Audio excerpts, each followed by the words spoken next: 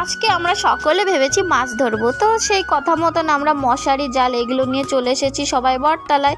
আর আমার ব্রাদার আর ভাইপো জাল দিয়ে মানে মশারি দিয়ে মাছ ধরছিল, আর আমার জেঠিমা সবাই চলে এসেছিলো এই মাছ দেখে। তো তোমরা তো সকলেই জানো এই প্রচুর বৃষ্টি হচ্ছে এই 2 দিন, আর বেশিরভাগ রাতের দিকেই এই বৃষ্টিটা হচ্ছে, জোরে বৃষ্টিটা হচ্ছে।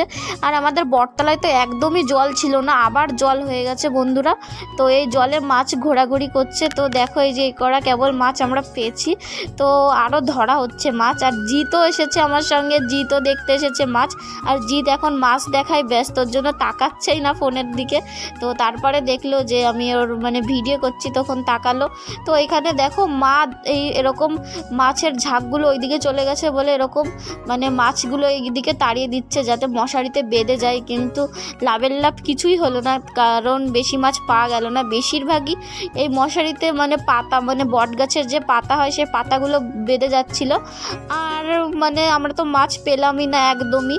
তো তাই মা আমাকে বললো যে কিছু কমলির শাক তুলে আনতে। তো পুকুরে গিয়ে দেখি পুকুরে প্রচুর জল হয়ে গেছে বন্ধুরা। তো ওই পুকুরে শাপলাও আছে। তো টাটা।